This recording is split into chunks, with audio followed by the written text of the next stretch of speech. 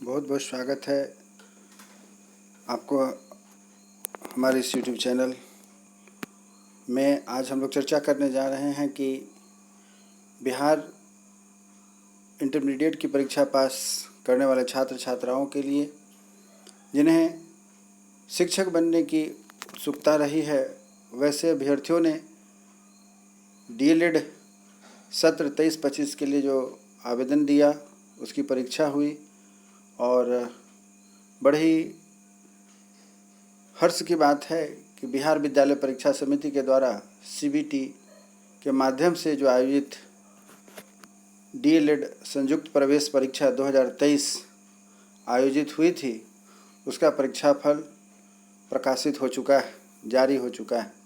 आज हम लोग चर्चा करने जा रहे हैं कि यह जो परीक्षाफल जारी हुआ है बिहार विद्यालय परीक्षा समिति की ओर से, जो सीबीटी पैटर्न के माध्यम से आयोजित हुई थी, बिहार के बहुत सारे ऐसे अभ्यर्थी जो शिक्षक बनना चाहते हैं, इसके इंतज़ार में बहुत दिनों से बैठे थे और बिहार विद्यालय परीक्षा समिति लग रहा था जैसे कि इसका रिजल्ट देने के लिए भूल गई हो, और बहुत बेसब्री से इंतज़ार करने वाले ऐसे अभ्यर्थियों प्रशिक्षकों का अब यह समय नज़दीक आ गया है कि उनके रिजल्ट घोषित हो चुके हैं, परीक्षा फल जारी हो चुकी है। उसी सिलसिले में आज हम लोग बात करने जा रहे हैं। आप यदि हमारे इस यूट्यूब चैनल पर नए हैं तो कृपया हमारे इस यूट्यूब चैनल को सब्सक्राइब करें, क्योंकि हमारा यूट्यूब चैनल शिक्षा और रोजगार के क्षेत्र में विशेष करके शिक्षकों के लिए हमेशा कुछ न कुछ नई टॉपिक के साथ, नए विषय मुद्दों के साथ आपके साथ उपस्थित होता है, और इसकी जानकारी आपको सबसे पहले मिल सके, इसके लिए आग्रह करता हूं कि आप हमारे यूट्यूब चैनल पर यदि नए हैं तो कृपया इसे ज़रूर सब्सक्राइब करें। आज जो हम चर्चा करने जा रहे हैं, आप वैसे अभ्यर्थियों का जो डीएलएड की एंट्रांस परीक्षा दिए हुए थे, उनकी परीक्षा फल प्रकाशित हो चुकी हुई है। बिहार विद्यालय परीक्षा समिति के द्वारा सीबीटी के माध्यम से आयोजित डीएलएड संयुक्त प्रवेश परीक्षा 2023 का परीक्षा फल जारी हो चुका है। अभ्यर्थी अपने यूज़र आईडी एवं पासवर्ड के माध्यम से समिति के वेबसाइट जो कि यहाँ पर आप देख रहे हैं, यहाँ आपको दिखाया गया है, वेबसाइट पर जा कर के कल से आप अपना स्कोर कार्ड डाउनलोड कर सकते हैं। एडमिशन लेने के दौरान आपको स्कोर कार्ड की आवश्यकता पड़ेगी, अतः कोशिश करें कि जब आपका स्कोर कार्ड आपको प्राप्त हो तो कृपया इसे डाउनलोड कर लें, प्रिंट निकाल लें, जिससे कि आपको इसकी आवश्यकता पड़ेगी। जब आप अपने महाविद्यालय में, आप अपने जो चॉइस वाले महाविद्यालय में जाएंगे एडमिशन लेने, वहाँ पर आपको स्कोर कार्ड की आवश्यकता होगी। अतः स्कोर कार्ड देखने के बाद आप निश्चित रूप से स्कोर कार्ड को आप प्रिंट आउट ले लेंगे, जो कि आपके लिए काफ़ी ही उपयोगी सिद्ध होगा। और आगे बढ़ते हैं, देखते हैं क्या कहा गया है। इस संबंध में श्री आनंद किशोर जी, जो कि अध्यक्ष हैं बिहार विद्यालय परीक्षा समिति के, इन्होंने बताया है कि इस परीक्षा में कुल 1,39,141 अभ्यर्थियों ने अपना परीक्षा लिखा था, जिसमें से 1,17,037 अभ्यर्थी उत्तीर्ण हुए। इस प्रकार इस परीक्षा में अभ्यर्थियों के उत्तीर्ण होने का प्रतिशत जो आप देख रहे हैं वह है 84.11%। तो इस प्रकार आपने देखा कि रिजल्ट बहुत अच्छा हुआ है, और आगे हम देखते हैं कि रिजल्ट जो यह अच्छा हुआ है, इसके लिए कट ऑफ कितना जा रहा है। आप आंसर शीट की से मिलाए होंगे जब इसका रिजल्ट आया था, और जब आपने रिजल्ट मिलाया है तो आप निश्चित रूप से जानना चाहेंगे कि कितने पर आपका कट ऑफ होगा और कितने पर आपकी सिलेक्शन होगी। तो चलिए उसी बिंदु पर अब हम चर्चा करते हैं। जैसा कि मैंने कहा कि अब हम लोग चर्चा करने जा रहे हैं कि ये डीएलएड की जो परीक्षा सत्र 2023-25 के लिए आयोजित हुई थी, उसका परीक्षा फल आ चुका है। और वैसे अभ्यर्थी जिन्होंने अपने स्कोर कार्ड को आंसर की से मिलाया होगा, अब उनके कितने मार्क्स आए हैं इस चीज़ को जानने के बाद अब आप इस बात पर अनुमान लगा सकते हैं कि आपका सिलेक्शन होगा या नहीं होगा। तो सिलेक्शन होगा तो कितने मार्क्स पर होगा, कैसे होगा, इसी पर हम लोग अब चर्चा करने जा रहे हैं। नेक्स्ट टॉपिक हमारा यह है कि किस कैटेगरी के छात्र छात्राओं ने कितना अंक प्राप्त किया, वो आप अपने आंसर की के रिजल्ट से देखे होंगे और उससे आप उम्मीद लगा सकते हैं कि आप इसके लिए क्वालिफाई करेंगे या नहीं करेंगे। यहाँ हम लोग देख रहे हैं कि आपको बताया जा रहा है कि कैटेगरी वाइज जो आपके रिजल्ट आ रहे हैं उसके आधार पर आप कैसे अंक प्राप्त करेंगे और क्या होगा इसका। तो यहाँ देखिए कैटेगरी वाइज आपको दिखाया जा रहा है। कैटेगरी वाइज जो आप रिजल्ट देख रहे हैं तो कैटेगरी वाइज है highly expected cut off marks for the Bihar DElEd result 2023, अर्थात जो कैटेगरी वाइज जाति वार के अनुसार जो आपको कितने अंक लाने के बाद आप बिहार डीएलएड एंट्रांस टेस्ट की जो परीक्षा 2023 में आयोजित हुई थी उसके मार्क्स पर इस बीच के अंक वाले जो विद्यार्थी हैं वो पा लेंगे, वो पास करेंगे।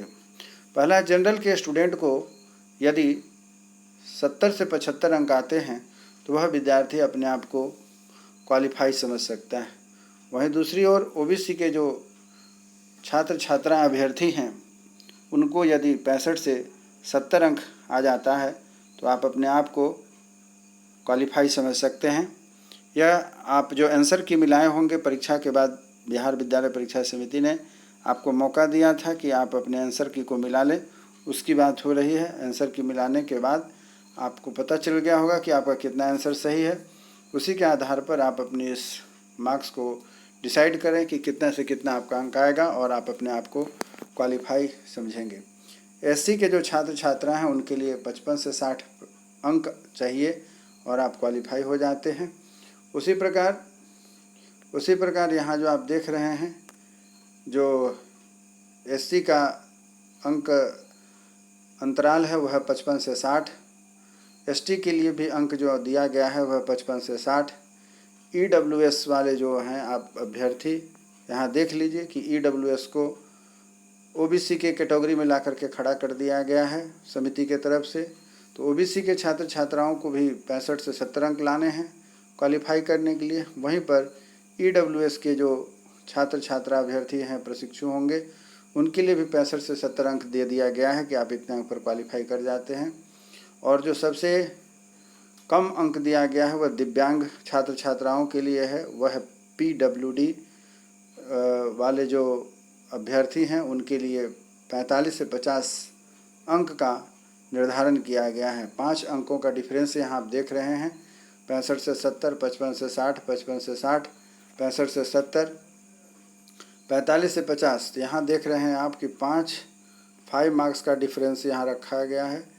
आप इस आधार पर देखते हैं कि अभ्यर्थी क्वालिफाई कर रहे हैं। 5 अंकों का डिफरेंस रखा गया है। इसी प्रकार आगे बढ़ते हैं कि और कुछ इसमें मुख्य बातें दी गई हैं। Category wise required qualifying marks for Bihar DElEd result 2023। कहने का तात्पर्य यह हुआ कि ऊपर तो आपको अंक के अंतराल दे दिए गए कि 5 अंकों के अंतराल पर अगर उस बीच में आपका कोई अंक है तो आप उसको अपने आप को क्वालिफाई समझ लीजिए। अब यहीं दूसरी तरफ आप यहाँ जो देखना चाहेंगे, अगर इच्छुक हैं समझना चाहते हैं तो देखिए, ध्यान दीजिए, हमारे वीडियो को शुरू से आखिरी तक देखते रहिए जिससे कि आप यह समझ सकते हैं कि कितना अंक लाने पर आप क्वालिफाई कर जाइएगा। तो यहाँ साफ साफ दिखाया गया है कि अनरिजर्व और जनरल के जो स्टूडेंट होंगे, अनरिजर्व और जनरल के जो स्टूडेंट हैं उनके लिए 35% लाना अनिवार्य है। ऊपर में आपको 5 अंकों का अंतराल दिया गया था कैटेगरी वाइज, लेकिन यहाँ कैटेगरी वाइज 2 ही वर्गों में बांटा गया है, एक जनरल और जिसे हम अनरिजर्व भी कहते हैं और दूसरा है ऑल रिजर्व कैटेगरीज। तो जो जनरल या अनरिजर्व के स्टूडेंट हैं उन्हें 35% यदि अंक आ जाता है तो वह क्वालिफाई हो जाते हैं। और वहीं दूसरी तरफ वैसे अभ्यर्थी जो रिजर्व कैटेगरी में आते हैं, चाहे वो बीसी हो या एससी एसटी हो या फिर ईडब्ल्यूएस हो या पीडब्ल्यूडी हो, अगर आप इसमें आपके पास जो यहाँ अंक दिया गया है आप इसमें से कोई भी अंक लेकर के अगर आ जाते हैं, दूसरा है 30%, तो आप क्वालिफाई हो जाते हैं। तो इस प्रकार आप देख रहे हैं कि इन अंकों के साथ आप अगर परीक्षा क्वालिफाई कर रहे हैं तो अब हमारे आगे जो प्रक्रिया हम बताने जा रहे हैं वो है एडमिशन लेने की प्रक्रिया। एडमिशन आपका कैसे होगा तो इस पर एक अलग से वीडियो हमने बनाया हुआ है, लेकिन सबसे पहले ज़रूरत बनाएंगे आगे, इसलिए आप हमारे चैनल को लाइक शेयर सब्सक्राइब जरूर करें, जिससे कि सब्सक्राइब करने पर आपके पास सबसे पहले इसकी नोटिफिकेशन पहुंचेगी और आप हमारे इस वीडियो का लाभ ले सकेंगे। लेकिन अब नेक्स्ट जो हम लोग आगे बढ़ने जा रहे हैं वह यह है कि कैसे हम रिजल्ट चेक करेंगे, क्योंकि स्कोर कार्ड आपको डाउनलोड करना है जो आपके एडमिशन में नामांकन में काम आएगा। तो आगे अब हम देखते हैं कि कैसे आप अपना स्कोर कार्ड निकाल सकेंगे, जिसके आधार पर आगे आपकी नामांकन की प्रक्रिया होगी। तो आप देखिए कि कैसे हम स्कोर कार्ड निकालते हैं और इसके आधार पर आप चेक करेंगे कि कैसे आपका कितना कितना मार्क्स आया है, आप क्वालिफाई हैं कि नॉट क्वालिफाइड हैं। चलिए आगे बढ़ते हैं। तो जैसा कि मैंने अभी आपको बताया है कि अब हम लोग चल रहे हैं वेबसाइट पर, कैसे हम अपने रिज़ल्ट को डाउनलोड करेंगे, प्रिंट आउट निकाल लेंगे। तो आप जैसे ही इसके साइट पर जाते हैं तो वहाँ आपको दिखाई देता है Bihar school examination board Patna DLED result, और उसके बाद आगे आप लॉगिन करते हैं जिसमें आप अपने एप्लीकेशन नंबर को डालते हैं। यहाँ पर आप अपने एप्लीकेशन नंबर को डालेंगे, एप्लीकेशन ID आप अप्लाई करते समय एप्लीकेशन ID आपको मिला होगा जो आप यहाँ डालेंगे। उसके बाद नंबर आता है सेकंड में कि आप यहाँ पर क्या करते हैं। अब इस बार आप क्या करेंगे कि डेट ऑफ बर्थ डालिएगा।